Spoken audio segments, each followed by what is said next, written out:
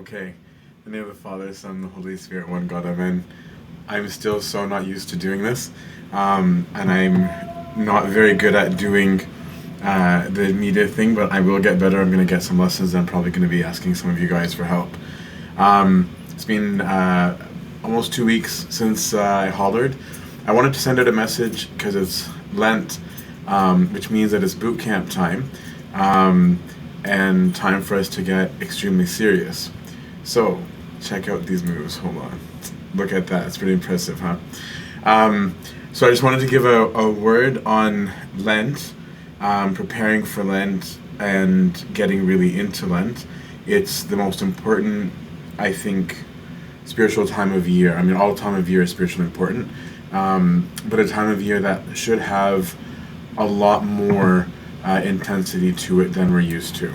But before we even get into Lent, most important actually is reconciliation. So I don't know if you guys know, but the tradition is that Sunday is the Sunday of reconciliation. So that means you're supposed to make amends with anybody that you're not at amends with. And if you pay attention to the readings tomorrow in liturgy, Saturday, as well as on Sunday, it's a predominant theme is that our prayers are not heard if we're not reconciled. And so I'm starting with the middle point of with others. So if I'm not reconciled, if we're entering the season of prayer in the church, and of asceticism, Christ is explicit that if you don't forgive each other, how are you kind of approaching me? So there's a tradition that you should go by Sunday, and actively go reconcile. Obviously, again, all the things we're going to be talking about are things we should be doing all year, but that we're giving a special focus to during Lent, and that we're giving an active attention to. So if you're at odds with somebody, make peace. Text them, visit them, call them, do something. Me and my crew back home used to do this, especially when I was in college, and I remember with my siblings too, of, hey, if there's anything that you're holding against me that I'm not aware of, I want to say sorry. If there's something that I am aware of, then I also just outright say that. So this Sunday, Reconciliation Sunday, do it. Make it a thing. Make it not weird for us to do as Christians. Put it in your group chat, just saying, hey guys, we used to do this. It's Reconciliation Sunday. If there's anyone here who's upset with me, I want to offer an apology. And be ready to confront those. So that's with others. Definitely with God. So if you have not been good with God, this is the time. And Lent is especially the season for confession. My father confession growing up used to give us this exercise of make sure that Lent hasn't gone by without you confessing. And he was like, you could even match up your birthday, I think it was. I just confessed a lot. I was one of those annoying people. But of your birthday month of being what week that you do, that doesn't make sense because there's 11 or 12 months. The point is, he said use the date of your birth as possibly the day that you do it, between 1 and 30. I would just say do it as fast as you can. The sooner you can do it, the better, so you can benefit more from Lent. And as we're going to talk about a spiritual rule, talking to your spiritual guide earlier is better than later, to get the most out of Lent. And I add with yourself here because if you are not jiving properly, and Christ said, love others, you love yourself, the proper love of self, then you're going to have a problem too. And so we're learning how to love ourselves properly here. This is the only slide that has pictures. So, a quote from the great St. Athanasius, maybe not as great as St. Anthony, but behold, my brethren, how much a fast can do, and in what manner the law commands us to fast. It's required that not only the body should be fast, but with the soul. Now the soul is humbled when it does not follow wicked opinions, but feeds on becoming virtues. For virtues and vices are the food of the soul, and it can eat either of these two meats, and incline to either of the two according to its own will. And that's the key to this ascetic discipline that we're going to be getting into in a second, during this season, is that we can do right, we can do wrong, we can do good, we can do bad, right? You can eat healthy, you can eat junk. This is a period where we're saying, let's get into boot camp, let's choose good, let's actively pursue health, and see what gains that we can make during this time. So that this quote is kind of what's in the back frame of the proposed Lent boot camp training that I've got for you guys. So this is something that with people who confessed with me in previous locations, like that I've had a long-term relationship with, the thing that I hand out to almost everybody. Having said that, especially because you each have your own fathers of confession and spiritual guides, is not to be implemented without asking. So this is a program to think about, talk to whoever you talk to about these things. And if it might seem extreme to you at first, because this was something that was developed over time, it would still be worth the discussion of what can you take from this and work on throughout the season with some guidance. And so the focus here is on asceticism. And asceticism is spiritual athletics, essentially. It's about getting jacked. So this is spiritual boot camp, literally. So we're not talking about, hey, like, I just want to get like a little bit of tone here. It's like, no, we're talking about hardcore diet. We're talking about hardcore gym routine. We're talking about getting a personal trainer. We're talking about a hardcore, let's make hard progress in a defined period of time. And so asceticism is not just about not doing wrong, which is necessary for asceticism. It's also about how to actively do good. So that's the focus here that we're aiming for. And that's why there's a major intensity to what I am proposing. Now, asceticism is supposed to be an act of love, okay?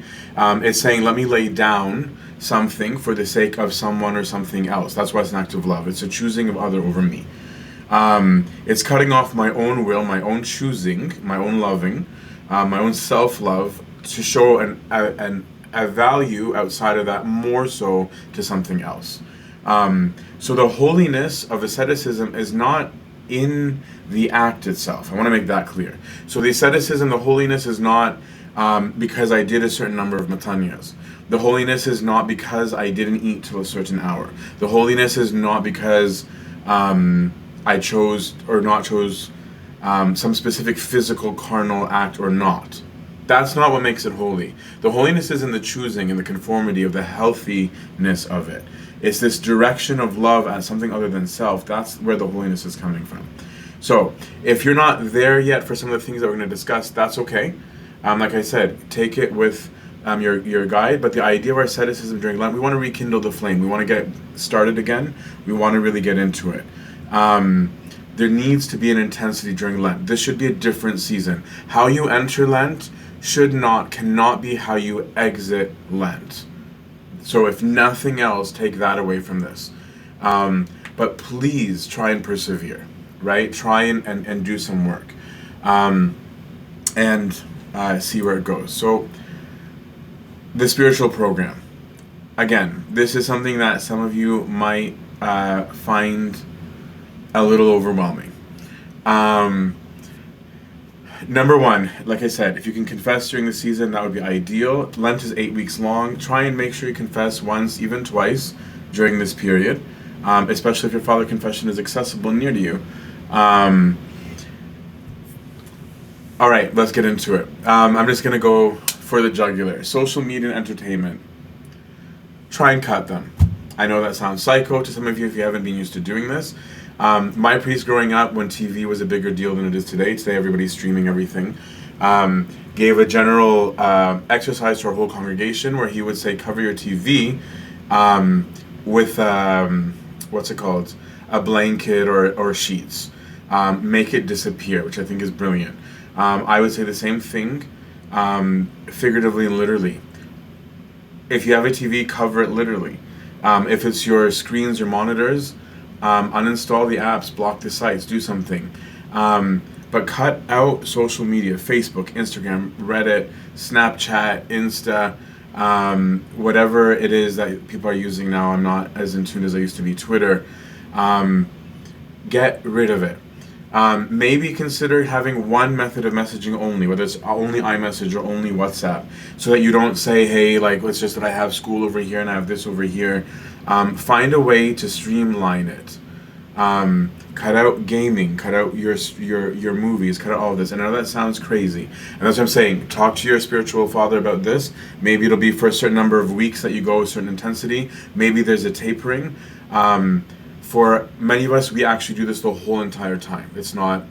It's definitely doable, and it's mind-blowing. And yes, the beginning is really, really difficult, I'm not going to lie, especially because you're like, wait, I don't know what to do, but that's part of the point, is recognizing how much time I dedicate to this, that when it's removed and I fasted from it, I suddenly realize how I'm using my time and that there might be better ways to use it. So be creative with that. So cut out your Netflix, Hulu, YouTube, TV, media streaming, non-religious films possibly. If you're somebody who watches like tons per week, maybe for you it's better to taper it, but again, get some guidance. I'm big on not even watching religious shows because this complete abstinence does something. I did this from before college and all through college, and it did something. I actually, I'm not showing off, I promise, because I got so used to not having certain things. One Lent, I remember actually getting rid of internet altogether. And I just got my notes from someone else. I know that might not be reasonable at all these days. I get it. I'm just simply saying what you put in is what you get out. Same thing with confession. What you put in is what you get out. Cut out podcasts or news if you're addicted to those. I was big on podcasts for a long time. Now I'm not as big on it. I haven't been listening for a while. I'm really big into audiobooks, so I'm probably going to be cutting down, if not completely annihilating, those for myself during Lent. And so there's something, I love music, so getting rid of music, secular music that is. It's saying, let me clean the senses, right? The senses are the doors. So it's saying, let me shut all the doors that I can actually see what's going on inside my house. That's spiritually what we're doing here. And the more you put in, the more you get out. Sorry, not the more you put into the doors, the more you put into the effort of closing the doors is where it comes from. So try and get on that. Now, in place of those things, there's so many things you could do. You can go for walks, you can go for hikes, you can play basketball with friends, you can hit up kids from your church, take them out to play, outreach people, read your Bible or spiritual books, spend time with your spouse, your family, your friends in a positive way. It doesn't have to be being completely mindless with some of these things. Play games. Go out and volunteer in the community. Put more effort into preparing your Sunday school or youth lessons. Write in a journal. Work on a blog or a positive outlet of something spiritual oriented. Go take care of your nephews, your nieces, your cousins, your neighbors. The couple at church that would really love a night off so they could spend time together. Go offer to take care of their kids or be in the house while they're asleep. Attend meetings, Bible studies, services at your church. Volunteer, outreach. There are so many things you can do. Okay? So anyone who's like, but there's nothing to do, there is so much to do. I might be ancient. I'm turning 40 this year. I remember a time where we didn't have all these things that you had, and we were just fine, and we actually had fun. Okay? For those of you who might not be fasting the entire 55 days for whatever reason, consider at least, and I mean here dietary, at least consider Wednesday and Friday for the entire fast, irrespective of when you begin your personal fasting. The idea in Lent is I'm doing something more than my normal, more than I would normally settle for. Bible and prayer.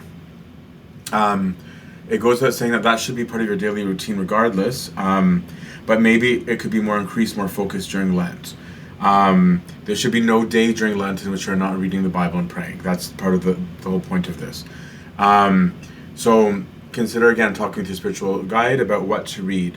I know sometimes the people that I've known for longer, we do some of the easier books throughout the year, and then during Lent it's like a zoom in and go hardcore on one of the harder books, one of the prophets, for example. But make sure you're not doing these. These are pivotal. Now for the program, number one, and I reuse this every year, but there might be modifications individualized. Give up something. Okay, something particular to you that you're addicted to. Okay. That's what makes this time of year more meaningful. So many people complain of being like, I don't understand the big deal, like I'm just not eating, like there's no point of this, how's this even fasting? And like, so make it a real fast. Give up something. Give up your favorite sin, the one that you do the most and that you've been putting off dealing with. Take it up during this season. Battle with it. Don't give it lip service. For the fasting part, as we discussed, maybe try adding 1 week to whatever length of fasting you did last year, unless you're doing the full thing, right? Abstinence. When we talk about fasting here, I mean real abstinence. I mean like don't eat or drink, okay? For most people, the starting point might be noon. For someone else, it might be 10 a.m. For others, it's 3, 5, 6 p.m. Actually, I want to point out here, like liturgies in Lent are supposed to be late because of the abstinence part. I think a lot of us have forgotten that. The reason why we're doing the 1st, 3rd, 6th, 9th, 11th, 12th hours before liturgy is because theoretically we've been abstaining till that late to pray the liturgy. That's also why there's no Vespers, because we just finished the liturgy. We're going to break our fast. So I'm tying it to like this was an expectation. It was something that we all did. We used to show off how long we could fast before. It was part of our false righteousness.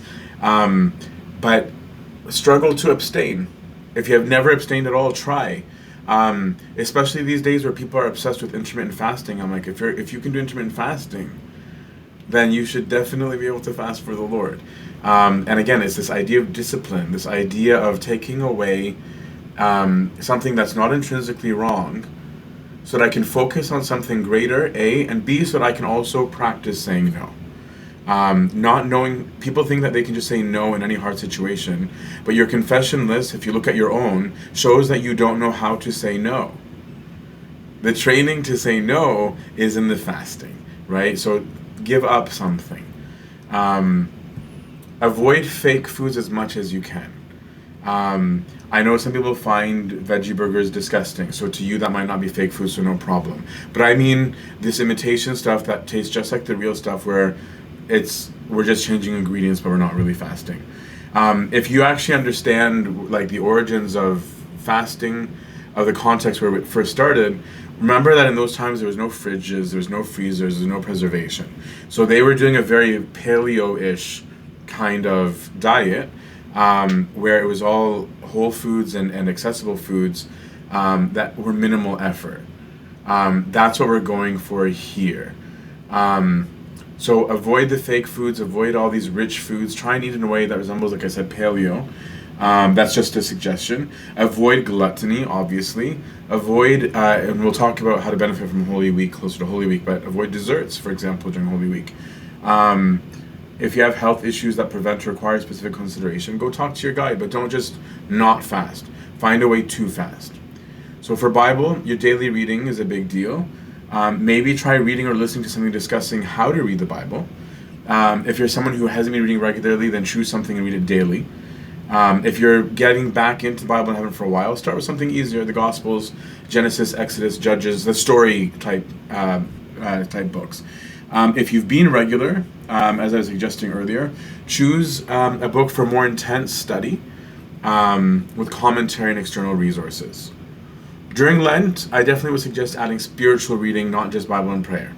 Again, if you're just getting back into things, Bible is a non-negotiable, spiritual reading could be negotiable. If you're already into Bible, I would say definitely add spiritual reading. This would be in addition to, not instead of, your Bible. And the aim here is to learn something new in your spiritual life, how to live, right? So books of spiritual direction are preferred here, or the lives of the saints who exemplified it. Others might like history, patristics, etc. Those are all okay. I don't prefer to suggest that during Lent, because the idea here is to develop my own training. That could still be incorporated, but I'm just saying make sure that there's something there. So there's so many suggestions. I'll probably put this document up that I put out in 2020. There's not much need to modify it. I can attach it. I'll probably put it on the website, which I need to add my schedule onto. My apologies. But I have a whole list of tons of books, and there's way more than these. There's a million that I could put. Talk to your servants, talk to your priests, talk to anybody about books that they really benefited from, that they would say, hey, make sure you've read this. Prayer. Persevere in your existing rule. Maybe also attempt adding extra psalms if you've been using psalms. But be intentional in your prayers. Set time apart. If you've developed bad prayer habits, praying while driving or in a rush, or while laying down, then maybe it's try during this period, stop and do it more focused and more properly. Dialogue with God and really struggle in this department. Be regular, don't make any excuses. Make it intense. Even if you're bored out of your mind, you'll get something out of it. You really, really will. Even if you hate it every day of your prayer, don't be like, it's not even worth doing because I didn't even like it. That's not true, right? Not everybody likes going to the gym every day. They still benefit. Speak to God throughout the day. Direct your thoughts towards Him in all things. I call it texting God. Direct your thoughts, your actions, your will, everything. Just make Him present. By fasting from all those things we're talking about, the stuff you're giving up, you'll find that this might happen more naturally. It might be one of the side effects. Try other forms of prayer than what you usually do. Maybe try Jesus prayer. If you haven't been doing Psalms, add Psalms. If you're not into psalmody, try psalmody, spiritual songs.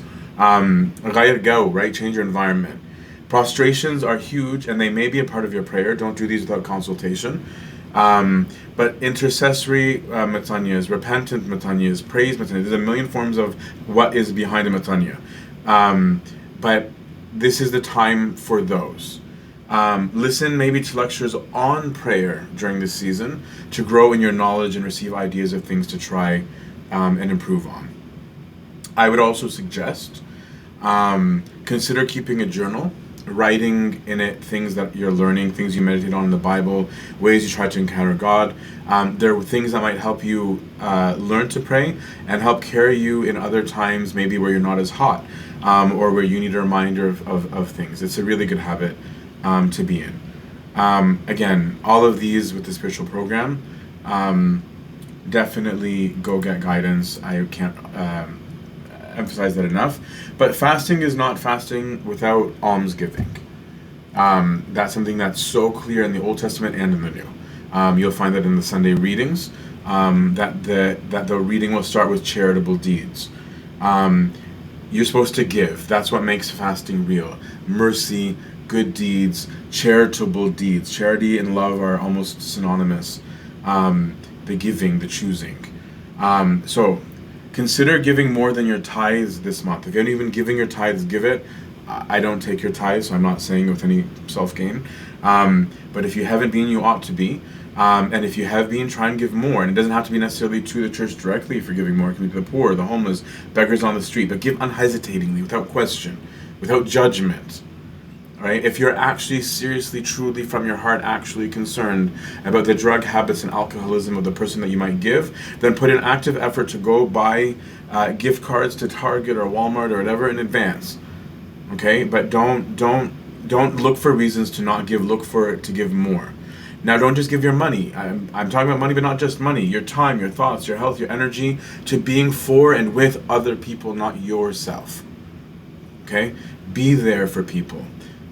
Give to your spouse if you're married, your family if you're married, your siblings, your community, without demanding anything in return or speaking of what you are doing for others, as we read in the Sunday Gospel this coming weekend. Give time to the elderly, right? Maybe go play taula with good dorteta, kunken, right? Give time to the sick, to outcasts, socially spurned people, the lonely, newcomers, little children, anyone. Okay, but there has to be almsgiving. That's what I was hoping to send out to you guys. I've been having a blast, guys. Thank you so much for the love that you guys have been showing. I know I'm delayed on putting my schedule on the website. I'm still learning how to navigate the website. There's going to be a survey that I'm going to be preparing for all of you about your thoughts, your opinions, things you want to see, things that you think are really good, things you think might are not as good, an idea box. Like I'm looking for your data to guide me on this. God willing, this weekend is St. Mary's. The weekend after is St. George and Moni. Then it's Minnesota. Then it's Iowa and Nebraska. Then I believe it's Kansas and Missouri, and then Wisconsin, and then back here. I am sorry, Wisconsin actually was supposed to be going earlier, but there's a schedule lachbata. But those of you in Milwaukee are kind of close by, so I might randomly hit you guys up. But I can't wait to meet you all. And I ask your prayers. I ask you also to help kind of get this out to people I don't know how to reach. But pray for me, and happy Lent.